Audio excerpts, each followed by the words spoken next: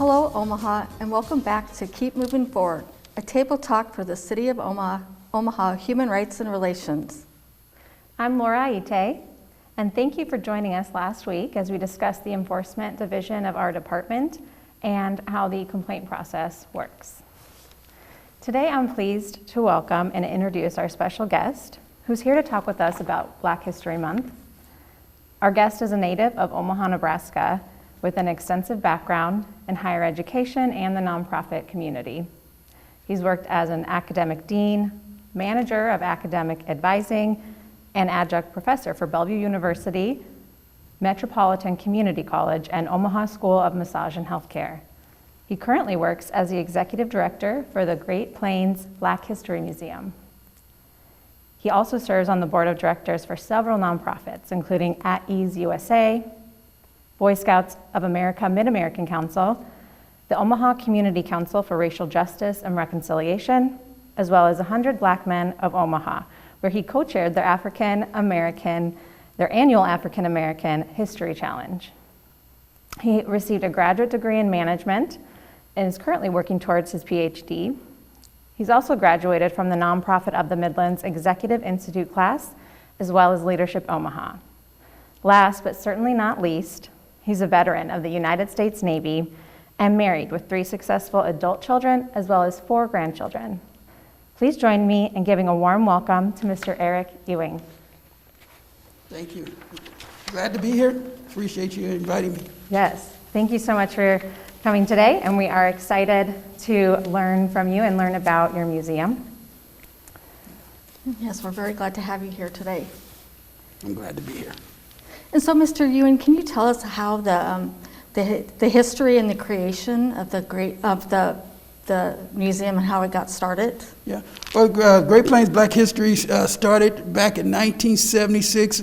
It was founded by Mrs. Bertha Calloway, and it was when she opened the museum.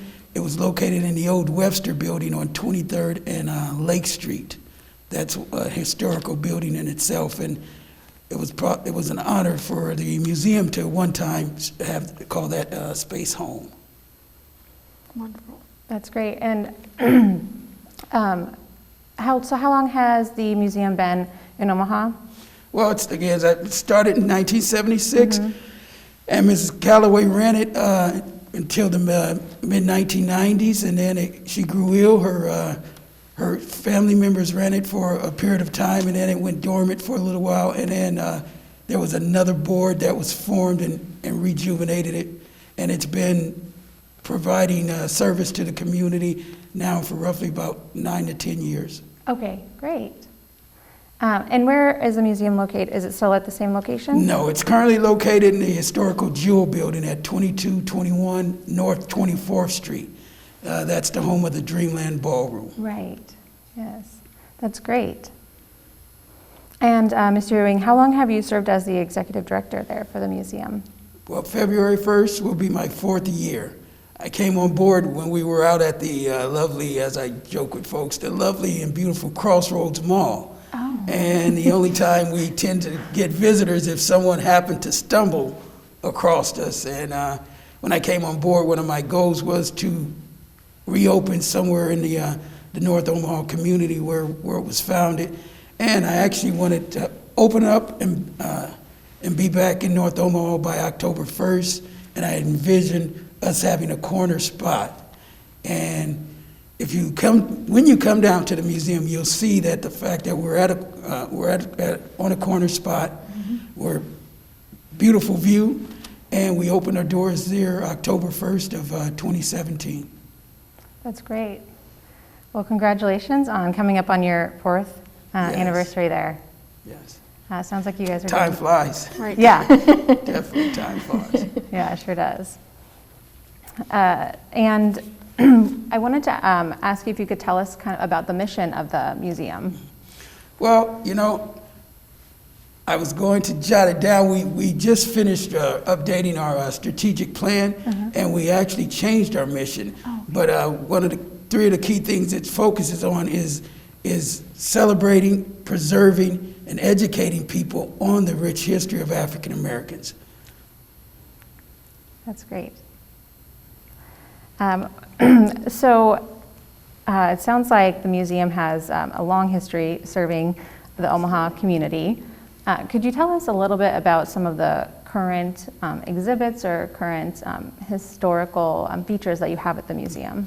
Well, right now we have the on display, and it'll be on display until the end of this month. We have an exhibit called 7 Days of Kwanzaa, which focuses on Kwanzaa, the 7 principles, and the celebration of it, the founder of the particular holiday. One thing I always share with folks is that because Kwanzaa is celebrated around other holidays, religious holidays in particular, it's been associated with a religious holiday. Kwanzaa itself is not a religious holiday. It just happens to be along the same time frame as other religious holidays occur. So one thing we do with that, we talk to people and let them know that, you know, it's not something that surrounded or deals with any particular religious faith. So we have that exhibit on display. We have 2 permanent exhibits that are on display that usually gets a lot of attention. The exhibit's called Hate and Hope. And when you come down to the museum, you'll be able to see why one is called hate and why one is called hope, because of, you know, when you look at the artifacts.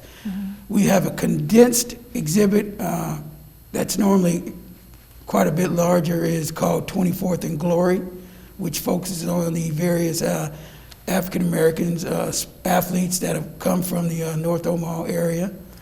We currently have an exhibit up called Black Citizenship During the Age of Jim Crow. That exhibit will be coming down at the end of February. And then we have an exhibit on display called The Tuskegee Airmen Who Called Nebraska Home and African Americans Who Served. And then we have a really condensed exhibit on display, just 3 or 4 pieces, called The Black Experience Through the Lens of Rudy Smith. Oh, great. And now that we are approaching February, which is Black History Month, do you see more traffic at the museum? Yes, traffic tends to pick up during February. It's kind of, if you want to call a holiday season, it's kind of a holiday season for us during that time. We get a lot of walk-in foot traffic, and of course with the pandemic, we've been getting a lot of virtual traffic as well. I have already set for February a couple of different places. I've got a school in Alaska. I'll be taking all their students on a tour in February, and then I've got a school in Indianapolis that I'll be taking on some virtual tours. And then we'll be opening up a new exhibit that's focused on the civil rights movement, but from a local standpoint. I've got 4 pieces that will kind of capture Dr. King and the movement, but then most of the pieces focus on the local impact of the civil rights here in Omaha, and in particular, an organization that was known as the DePores Club. Wow, that's really interesting. Could you tell us a little bit more about the DePores Club? Yeah, well, it was a group that started on the campus of Creighton University in the 1940s, and they addressed racial injustice and things along that line, but they addressed it more from an economic standpoint than from sitting on a bus or sitting in a restaurant, but they addressed it from the hiring practices of various businesses here, local businesses here in Omaha. That's interesting. Yes. And they staged a bus boycott back in 1950, which is 5 years prior to Rosa Parks' bus boycott. Oh, really? Yes. That's so bus interesting. and streetcar boycott, I should say. Wow. And that was here in Omaha? Yes. Oh, wow. That's really interesting. I like that I like the focus on Omaha history. I think that a lot of us don't know about that. So I'm excited to see some of these exhibits at the museum. Yes. Now, I just want to touch back on what you said. I know the pandemic has hurt a lot of businesses. So how's it affected your museum? Well, it has reduced the foot traffic, because now we have it set up to where you visit by appointments only, and we have no more than 8 visitors in the museum at a time, and individuals have to schedule their appointments on our website. But we're still getting foot traffic, but not as much as we've gotten in the past. But to supplement that, we're reaching a larger audience nationally that we weren't otherwise meeting before. Last year, we've had visitors, whether in person or virtual, from 39 different states. We reached as far as Hawaii and Alaska on the West Coast, and as far as Rhode Island and Florida on the East Coast. And again, as I mentioned before, we already have events planned with students in Alaska now, and I think we've already reached maybe 5 different states with different events thus far this year. Last year, we also, when we did our 7 days of Kwanzaa presentations, each day we did a presentation, we had 2 families participate in all 7 days from the UK, one from London and the other one from Hampshire. Mm-hmm. So That's wonderful. And I know that's something that our office has talked about doing as well, a virtual tour of the museum to learn more about it. yeah, and we're happy to do that for what we've been doing for a lot of businesses, local businesses. We've been providing what we call luncheon tours, and we provide an hour-long tour for businesses, so they, while the individuals at work having lunch, we take them on a tour. The tour usually lasts about 45 minutes, and then we open up for about a 15-minute Q&A. That's great. In the midst of the pandemic, it's so reassuring to hear the precautions that businesses and organizations are taking, but also that you're able to continue to do tours and actually reach a wider audience almost, it sounds like. Absolutely. Well, what I've been telling folks is last year, unfortunately, a lot of businesses, a lot of organizations were given a lot of lemons. Yes. And we decided to turn it into lemonade. That's great. Absolutely. And can keep on moving. That's great. And now, how would someone go about setting up a virtual tour or learn more about the museum? Well, to set up a virtual tour, they can go to our website. Our website is gpblackhistorymuseum.org. And on there, you'll see appointments. You click on the button. It'll give you days in which we're open for face-to-face visits. You click on that. You provide your information, and then that reserves you a spot during the time frame in which you scheduled your appointment. And then you'll receive an email from us the day prior to your visit, reminding you, that you've scheduled the visit. And then if you aren't able to make it, to please contact us to cancel. Great. But that's been far and in between. Great. Now, you said that you've had some, 39 states total. Are some people from out of state surprised or interested to learn more about Nebraska? Yes. We're right here in the middle of the country. Absolutely. Yeah, there are, and a lot of our face-to-face visitors last year, they were coming to Omaha and they'd come to the museum because they were doing that, trying to go to all 50 states, and Nebraska was a state in which they hadn't been to, and in some cases, a lot of them were African Americans, so they would Google different things. I had a family that the wife was into zoos and things like that, and then the husband was into museums. Oh, wow. So they went to check out the Henry Doorly Zoo, and then they came to the museum. Oh yeah, that's great.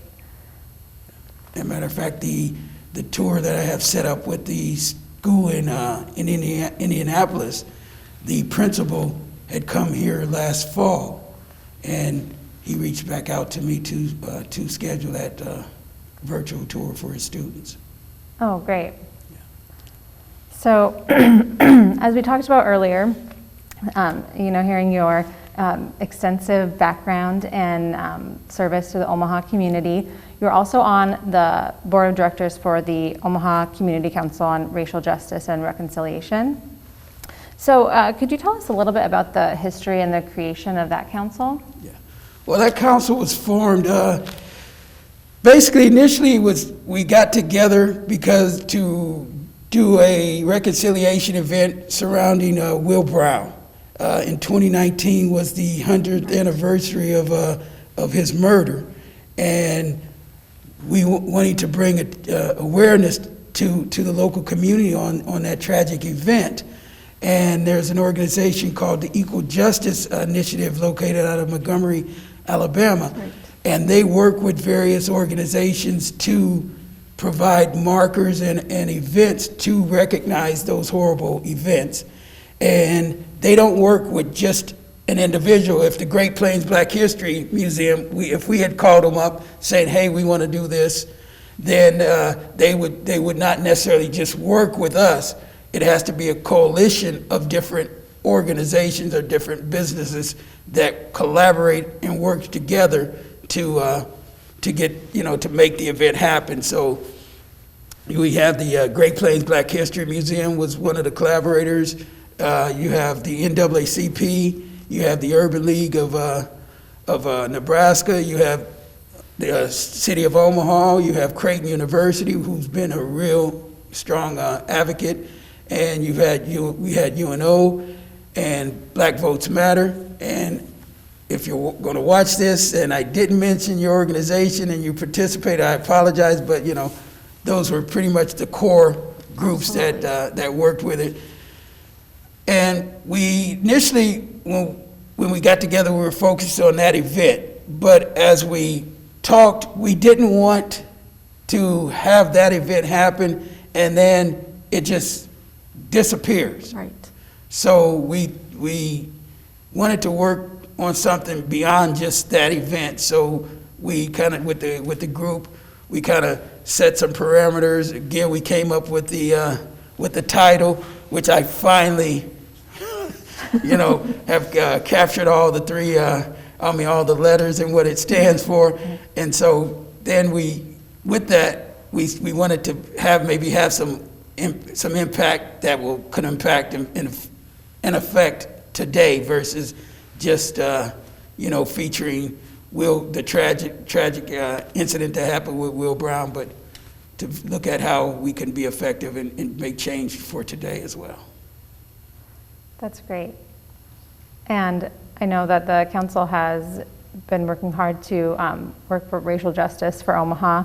And I do recall the ceremony that you're talking about. Now, there was also another one recently, and that was for George Smith, is that right? Also, Right. AKA Joe Cole. Yeah, unfortunately, that was another tragic event that occurred in 1891, October 10th of 1891. He was lynched here. Right. He was also lynched here in Omaha.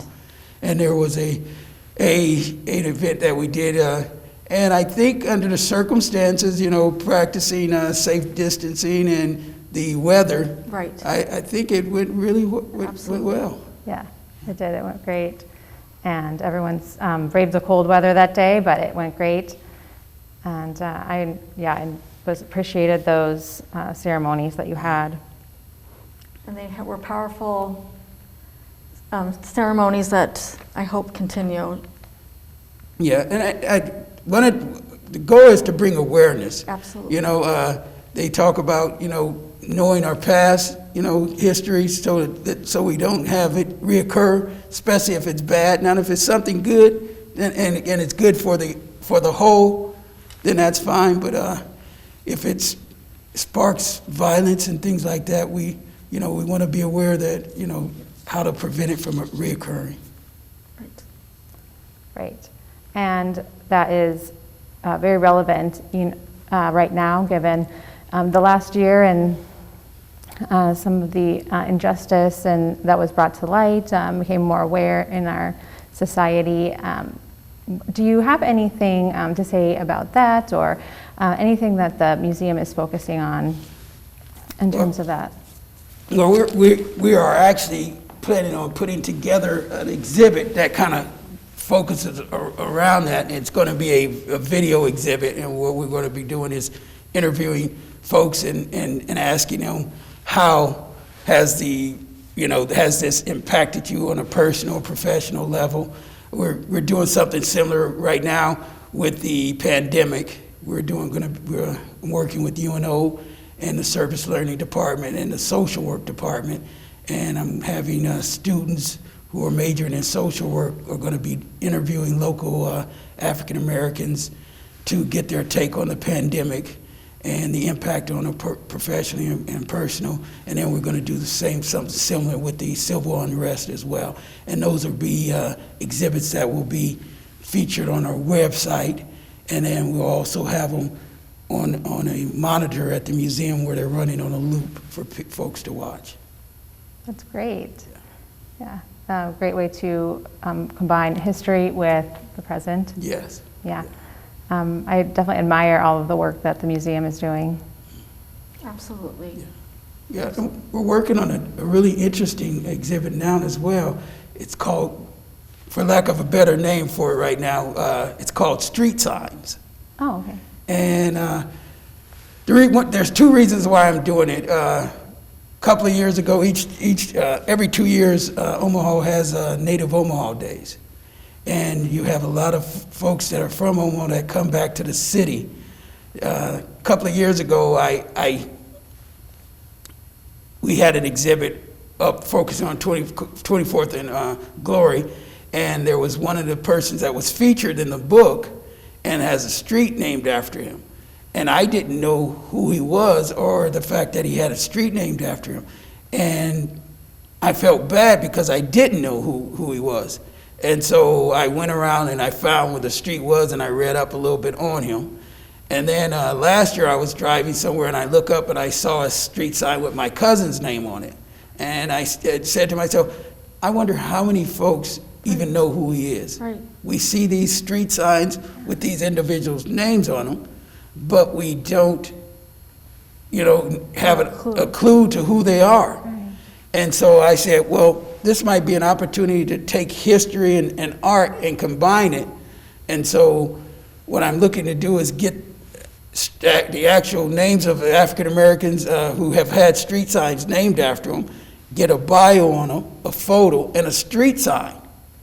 And then what I'd love to be able to do, if somehow we could make it work, get the QRC codes and put them on the pole in which the street sign is on, and you capture the QRC code, and then it takes you to our website where you read up and you find out exactly who that person is.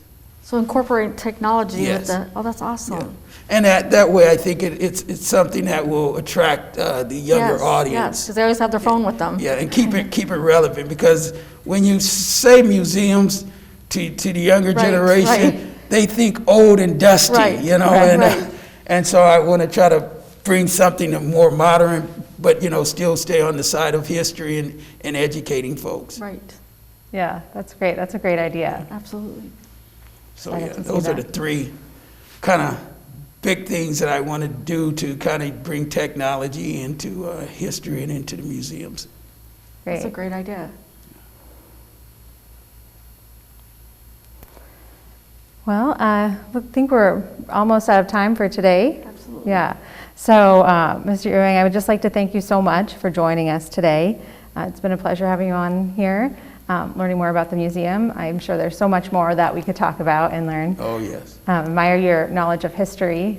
Do you have any other final comments for the viewers out there? Yeah. Well, I do want to let everyone know that next month is Black History Month, and we'll be having quite a few different events. We have luncheon tours that organizations can schedule for their employees, where I take them on a 45-minute tour during a lunch hour, and then a 15-minute Q&A. They can also follow us on Facebook at Great Plains Black History Museum, and they can check us out on our website at gpblackhistorymuseum.org. And we also have our membership drive in February, so Great. please get a membership to help support the museum. That's great. That's great. Thank you for letting us know. Well, we want to thank you for being here today. And thank you for having me. Appreciate it. All right. I'm Lori O'Brien, And I'm Laura Aite. and this is Keep Moving Forward.